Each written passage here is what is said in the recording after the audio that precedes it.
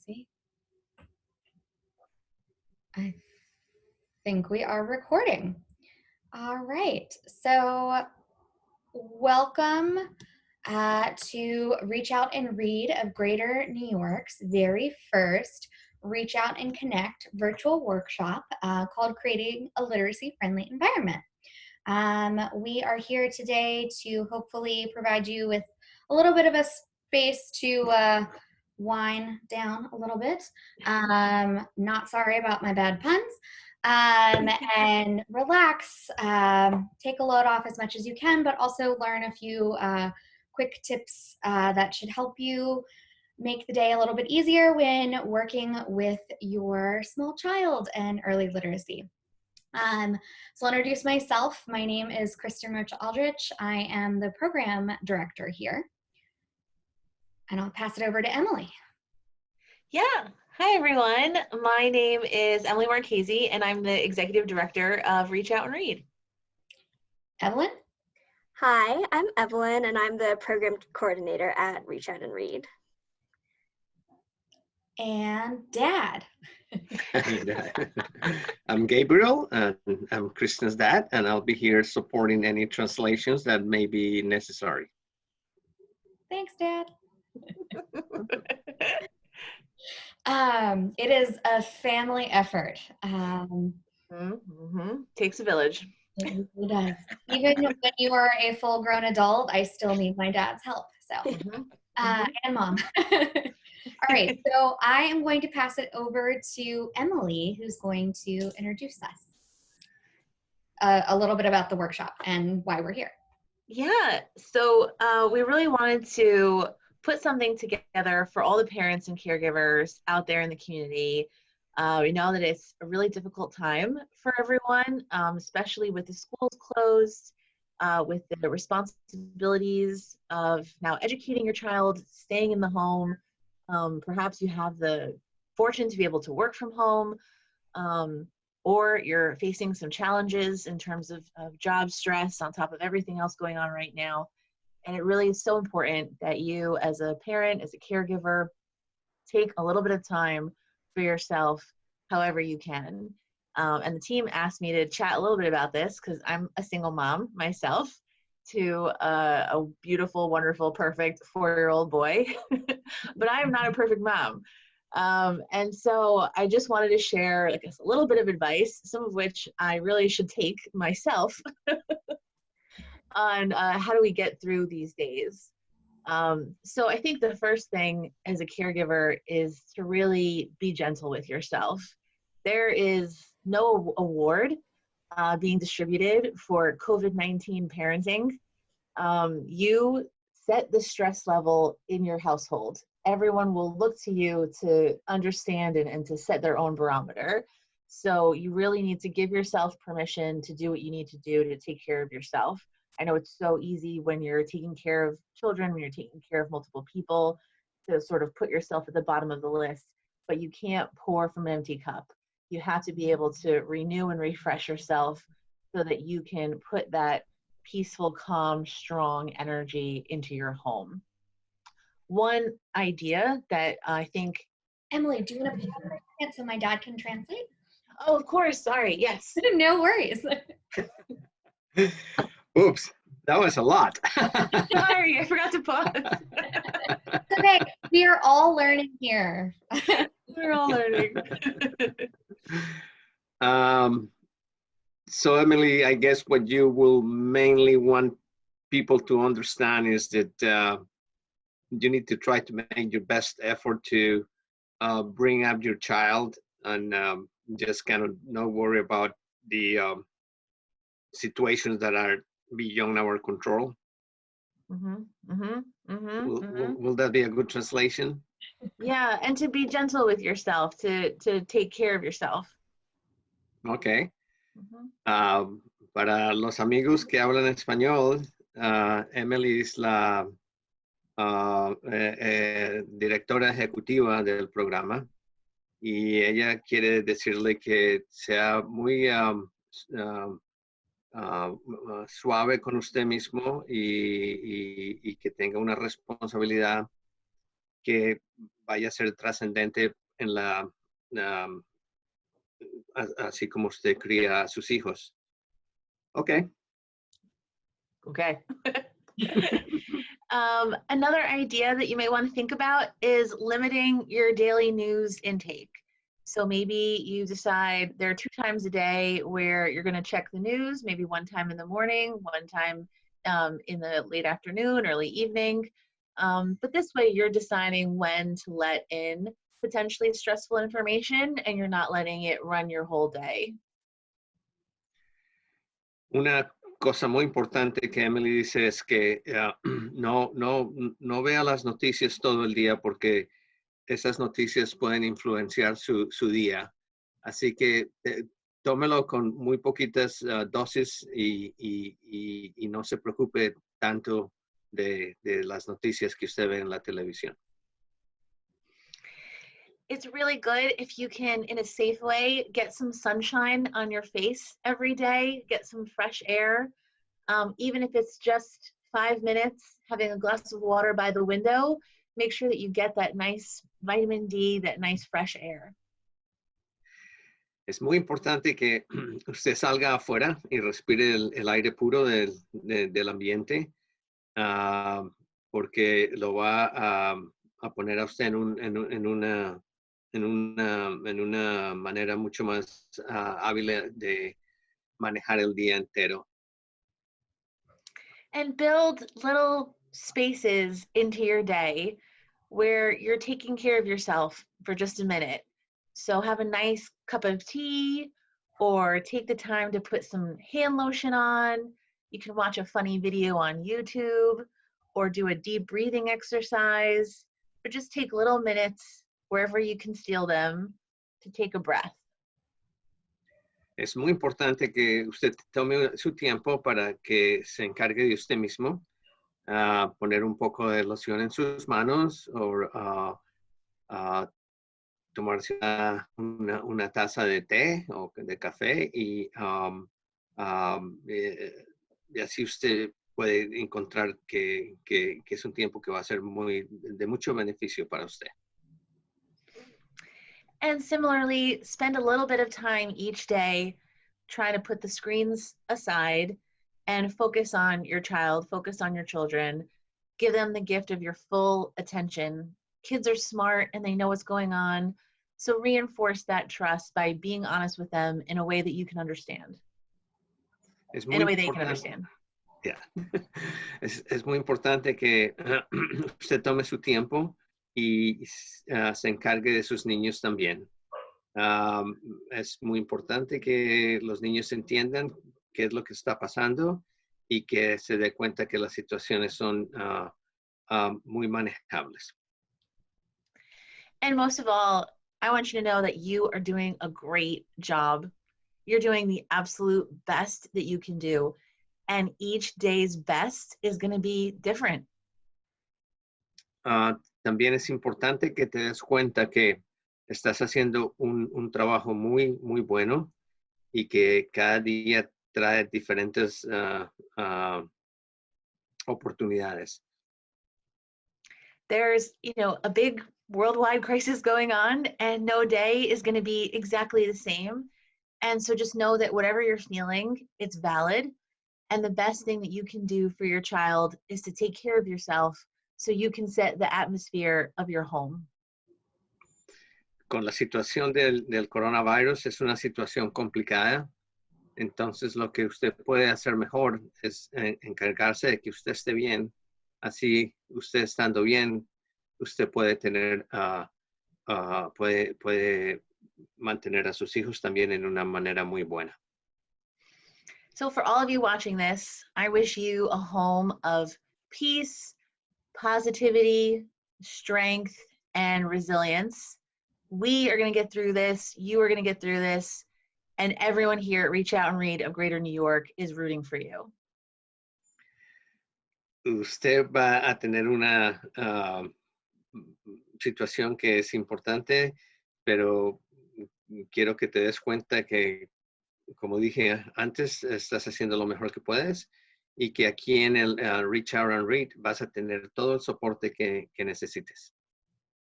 So please reach out with any questions or your own tips on how to get through this time. And my 4-year-old son is finishing the Frozen movie right now, so I've got to jump off and put him to bed. But thank you, everyone. Bueno, Emily está diciendo adiós a todo el mundo porque ella tiene que ir a encargarse de su hijo que tiene 4 años y entonces ella les desea a todos un tiempo de mucha suerte y que la pasen muy bien. Thank you, Emily. Thanks, everyone. Good night. Bye. All right, so now we are going to move into some tips about creating that literacy-friendly environment. Now we're going to give you some, that was English, isn't it? Now, Kristen, que es la directora del programa, les va a dar unas ideas en cómo hacer esto mucho mejor.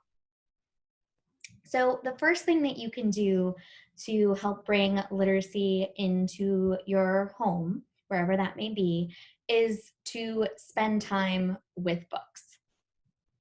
Lo mejor que puedes hacer, o lo más importante, es que gastes tiempo leyendo libros. And the best thing you can do for you and for your children is to read in the language you are most comfortable with. That could be English, Spanish, French, Mandarin, whatever language that is, read in that language. Es muy importante, dice Kristen, que leas en la lengua que es más cómoda para ti, cualquiera que sea esa lengua. And it's actually proven that bilingual children show stronger literacy skills later in life. Es importante que te des cuenta que cuando los hijos son bilingües, también ellos van a tener una ventaja, así como ellos crecen. So when you spend time with books and you are reading with your child, set aside time every day for just you and your child or children to read together. Ideally, it would be the same time every day, but if it's not the same time, that's completely okay. Entonces, asegúrate que cuando saques el tiempo, que tú puedas leer a tu hijo, o sea, que lean ambos juntos, porque eso va a ser muy importante y también que ojalá sea al mismo tiempo todos los días, pero si no es al mismo tiempo, no importa. And then another thing to remember while you're sitting and reading with your child, especially depending on their age, if they don't sit still the entire time, that's okay. They may need to run around. If you have ever seen a toddler attend a library story time, the librarians will tell you, don't worry about it, let your toddler run, because that's what your toddlers need to do, and that's okay. Ahora, si los niños deciden moverse un poco, así como tú estás leyendo, no te preocupes, déjalo que él se mueva. Es muy difícil que los niños estén quietos por tanto tiempo, pero continúa leyendo. One of my favorite ways to read to toddlers is actually while they're playing with their toys. I will lay on the rug or the floor or wherever I am and wherever they are playing, and I'll start just reading a book maybe that I picked out, maybe they picked out earlier, and eventually every single time the toddlers always wander their way over because they want to know what I'm doing. Why do I keep talking? Why do I keep reading this book? And it's a great way to get them back involved in reading with you. Así como acabo de decir, Kristen, que si los niños empiezan a moverse, que los dejes mover. Lo importante es que tú sigas leyendo, así porque ellos se van a preocupar de qué es lo que tú estás haciendo. Entonces, la curiosidad los va a llamar a que pongan atención al libro que están leyendo. Y así ellos continúan aprendiendo. And another really good way, and it's simple, to encourage reading and literacy in your home is to have your children see you read. If you have to read for work, let them see you read for work. Do you read for fun? Great. It can even be magazines. It doesn't have to be a book. Even if you're reading on a tablet, just let them see you read. Them seeing you read will show them that it's important for them to read as well. Es importante que si tú quieres inclusive leer un título que sea de tu atención y no sea muy dedicado al niño, es importante que lo leas en voz alta y que lo compartas. Así el niño va a tener una curiosidad también. It's important that you model good habits. Es importante que usted modele unos hábitos sanos. Okay, so what happens if you don't have any books in your home and we're stuck? The libraries aren't open, bookstores aren't open, the schools aren't open. How can you get access to books? Si no puedes encontrar ningún libro o si no puedes ir a la biblioteca para encontrar más libros, Kristen nos va a decir qué hacer. So the first thing you can do is actually use your public library card to check out ebooks.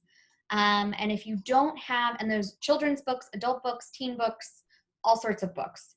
And if you don't have a library card, don't worry about it. You can actually register for a library card online and start checking out ebooks right away, and everything completely for free. We'll send out instructions on how to do that later. La oportunidad más fácil que Kristen dice es que tengas una una E de electronic, una carta electrónica de la biblioteca. Así puedes obtenerla para haciendo un login en la computadora y lo puedes hacer todo a través de tu computadora. Y una vez que te hayas enrolado en el programa, puedes bajar libros a tu computadora o a tu tablet y todo es completamente gratis. Y ella va a darte los pasos de cómo hacer esto en el futuro. And then the other really great way, which is actually my favorite way, and even if you do have access to books, it's still a lot of fun, is storytelling. You can tell your child stories you used to hear when growing up. You can tell them stories about your life, what's happening or has happened. You can make up stories together. You can act the stories out. You can put on your own little play. You can use puppets. You don't have puppets, use socks. Socks make great puppets. And we're actually going to dive a little bit deeper in how to do this with whatever you have laying around your homes next week. So I won't go into too many details. Otra forma en que lo puedes hacer es contar historias. Historias que tú te acuerdes de tu infancia o historias que tú te acuerdes de gente que te haya contado otras historias. Y los niños aprecian mucho estas historias también. All right, so we've talked about sharing books with your children or stories. Books and stories both are great. And now I want to talk to you a little bit about creating an environment, the physical environment, what the space can actually look like to help encourage reading and literacy. Ahora, Krista, lo que va a hacer es describir el ambiente necesario para que estas lecturas que le hagas a tu niño sean muy buenas.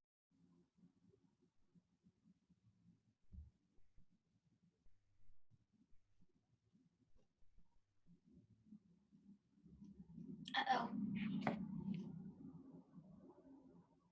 ¿Me oyes? Can you hear me? Now we can, yes. Oh, you didn't hear me? Just the first sentence. Do you mind repeating it? Okay. Ahora lo que Kristen va a hacer es describir el ambiente más muy mejor para que estas lecturas sean efectivas. So the first thing that you can do is just create a cozy space.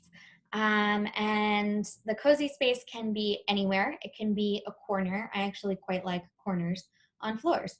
And put some blankets and pillows there. Just make it cozy that you want to sit there, that your child wants to sit there. It could be a floor, a chair, a couch, a bed, wherever is best for you and your children. El mejor principio es que estés cómodo y de la manera que encuentras esta comodidad es escogiendo tu asiento favorito o tu tapete favorito o la esquina mejor en que tú te sientas muy cómodo. And then the next thing is to get a bookshelf. If you have a bookshelf, great. Make sure that the bookshelf is at the height of your child. You don't want it too high up. You want to make sure that your child can reach the books. Es importante que consigas como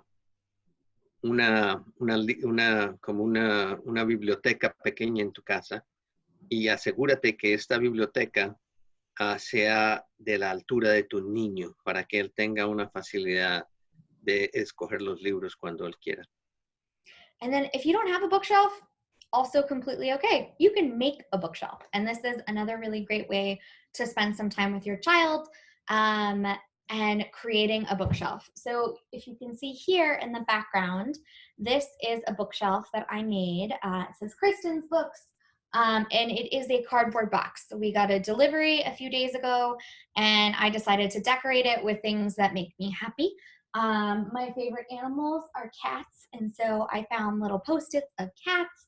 I picked my favorite colors. I put my books in there, and then I also added some of my stuffed animals, even this stuffed animal, Milo, who I've had since I was 2, to really make this my space. These are my books. And my bookshelf. It helps the child have ownership over their space and their books. Una manera en que puedes hacer la biblioteca, si no tienes medidas de cómo hacerlo, Kristen acaba de explicar que recibió un paquete y entonces ella volvió la caja a la biblioteca para ella y la decoró con los libros y los detalles que a ella le gustan mucho que la hacen sentir a ella muy feliz. Así que esta es una muestra de cómo puedes construir algo que tiene mucho valor y es muy simple. Another way, if you are looking to create a happier, friendly literacy space, is to hang your child's drawings up on the wall. It creates a really welcoming space. It helps your child feel ownership over the space. This is their space. This is where they read. This is where you read with them together. And they'll also feel very, very proud that you hang up their drawings. You want them for everyone in your house to see, and they deserve to be on the wall. Una motivación muy grande es que tú puedas conseguir dibujos que tu hijo ha hecho y que los cuelgues en la pared. Así él se da cuenta que tú y la gente que tú invitas a tu casa están muy orgullosos de lo que él ha hecho y además forma una esquina o un cuarto donde él se va a sentir muy, muy cómodo y él mismo también muy orgulloso. And another simple thing you can do is leave out paper and crayons in the space, in your cozy reading space, or maybe a table where your child can sit and draw whenever inspiration strikes them and they want to draw. So maybe not just during drawing and coloring time, but whenever they feel inspired. También es importante que dejes colores o libros para dibujar. Así el niño puede tener acceso a eso cuando él quiere. Writing and drawing, even if your child isn't quite writing yet, drawing is actually the beginning of your child learning how to write. is a really wonderful way to build their literacy skills, no matter their age or drawing or writing ability. Dibujando o dibujar es el primer paso para que ellos aprendan a escribir. Así que es un paso muy importante y si puedes darle si tú le puedes dar acceso a que ellos dibujen, va a ser una parte del desarrollo muy importante. And you can even turn all of these pictures and drawings into your own book. You can have your child tell you the story of their drawings, and you can write the sentences below their pictures. Entre los dibujos y las historias y las cosas creativas que tu hijo hace, tú puedes hacer un libro.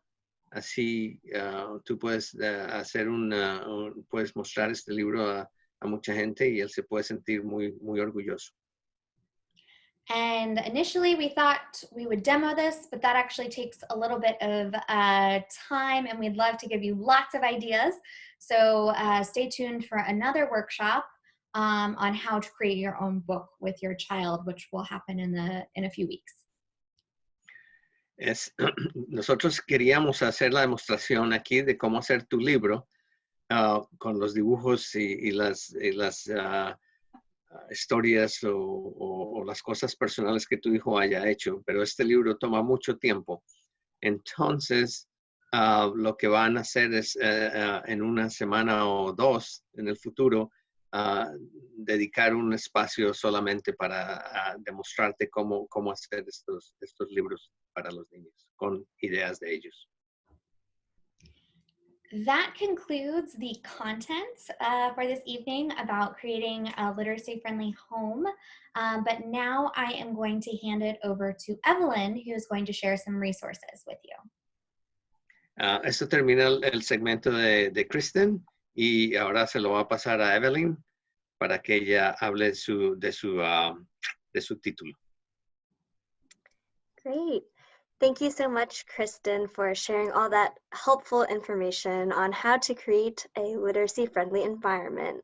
I also just wanted to take this time to share that in addition to these workshops, we at Reach Out and Read have been developing a resource document that I update daily with many different links to activities that you can do with your child at home, exercise, arts and crafts, virtual field trips. Also included are links to different sources of ebooks that Kristen mentioned earlier. And we just hope that these are, we help you compile all these resources in one place. And hopefully this will be helpful to you as you are spending time with your child at home.